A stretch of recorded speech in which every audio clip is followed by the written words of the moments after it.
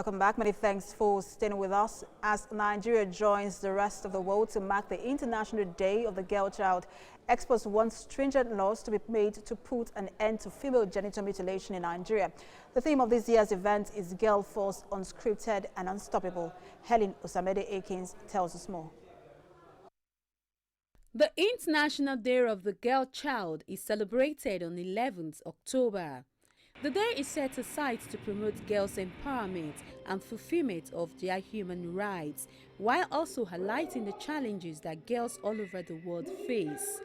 In Nigeria, challenges of the girl child range from discrimination, denied education, physical abuse, sexual assault, and female genital mutilation. Female genital mutilation is an age-long tradition which has been passed from one generation to another in Nigeria and Africa at large.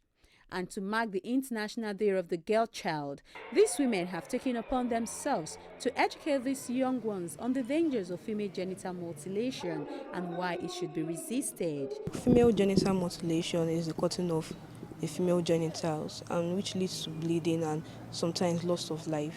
I think it should be stopped completely, so the girls, they can be saved from things like that, infection and other things. I think even in schools it should be taught. It should be seen as something to disregard, not something to bring closer to ourselves.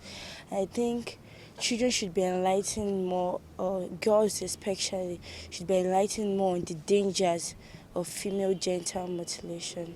They insist that the dangers outweigh the supposed benefits preached by traditional practitioners and want the authorities to put stringent laws in place to eradicate the practice. We know there are traditional practices and cultures that are good, but this particular one is bad. I was caught, my mother was caught, my grandmother was caught, my sisters were caught, and it didn't do anything positive to me.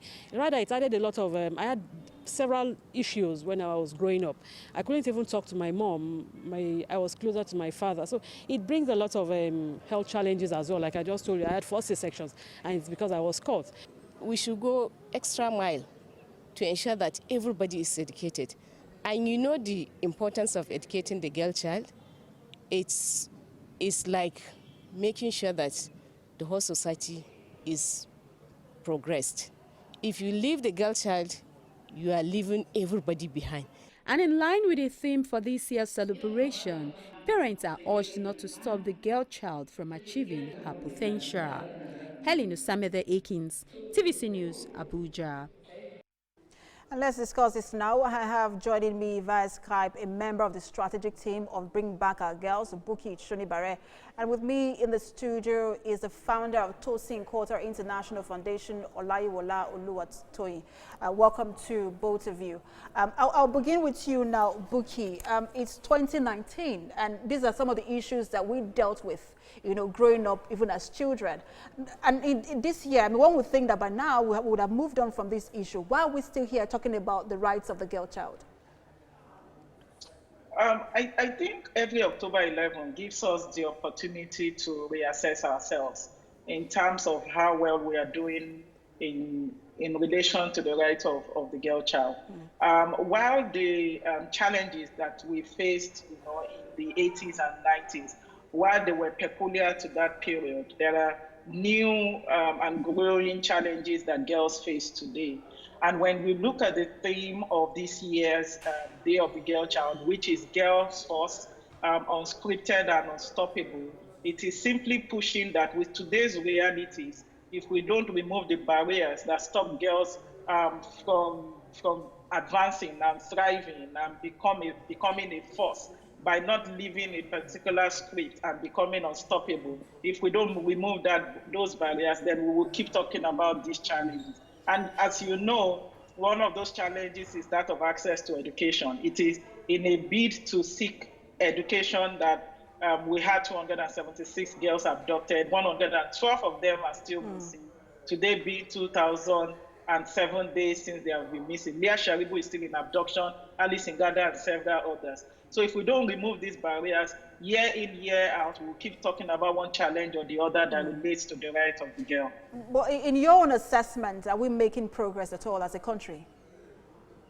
I think we are making progress, rather at a very slow pace. Slow pace, and we are not even meeting up with the standards that is globally acceptable. If you look at, for instance, Nigeria's budgetary allocation to education, it gives you an understanding of the fact that we are still not yet there. We are still talking about female genital mutilation. And, you know, this whole thing we talk about when it has to do with access to education for young girls, we are still not yet there. There are still over 10 million children that are. All right. Let me put you on hold and speak to Tosin here in the studio.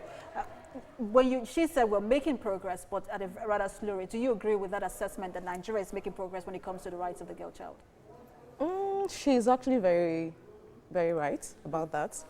We are making progress because it's in continuity, you understand. You can't get it at a particular time. We keep progressing. And that is why every year as we celebrate it, we are trying to like run check on how far we've gone. And that's why I say it's continuity, it's just continuous. So at what levels do you think we're making progress? Is it at the levels of the federal government, the state government, or even at the family level? Where exactly are we making progress, and where do we need to fix? I think in my own opinion, basically, I think this problem is basically from the family, from the home. Because I remember back then when I was still very young, and the kind of challenges I had to go through with my other brothers. And before you know it, this kind of thing run through, because from the home, it passes to the society. So you can't actually place it on the federal government, but you have to, more of it is from the home.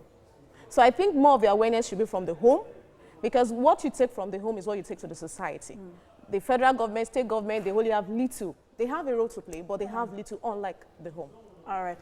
Back to you, Bukky. The stereotypes are there. We are aware of them. We don't need to list them, whether rights to education, whether female genital mutilation, they are there. But what can we do as a country to ensure that we make progress when it comes to the rights of the girl child? I think we need to do, firstly, a state-by-state assessment of the state of the girl child in each of those states. And when we look at each state, we look at the relativity of each state in terms of culture, religion, traditions, laws, policies that are applicable in those states. But we need to benchmark or look at each of these issues: education, female genital mutilation, forced marriage, all of these issues with the reality of each state. If we do not do that, then we are lumping everything together. You know, one of the things that we keep pushing for instance, is free compulsory access to quality education for children till secondary school. And with the call for the amendment to the UBE Act, for instance, we are asking that there should be free education up to senior secondary school, so from 9 years to 12 years. That is a federal level situation. But when you look at each state, you find peculiarities. So I think in moving forward, if we don't know where we are, we do not know where we are going. If we can do a state-by-state assessment of each of these issues affecting girls, then we can then begin to tackle these issues according to each state instead of lumping it all together. All right, thank you so much, Bukky. Let's come to you for a final question. When you look at today, it looks like, well, some people are celebrating, but as a nation, apart from the legislative arm of government have said, look, this is what we're going to do about it, we're not really getting people celebrating today or honoring the day. What more do you want to see from our society in how we honor the girl child? I think, okay, when I was coming to come for this interview, I saw something from I saw some students when I was coming, they're girls, and I saw some descriptions on what they were wearing. I'm special, I'm this and that. And that thing actually captured my interest. Why? Because I think schools are trying to like incorporate these things now. They celebrate them, they celebrate the girl child. So I think these things too, we actually pronounce it more. Schools coming to celebrate, and just like she said, I think there are a lot of assessment that needs to be done from the state level, from the federal level, and most especially from the local level. All right, many thanks to you, Bukky, and thanks to you, Tosin, for being with us this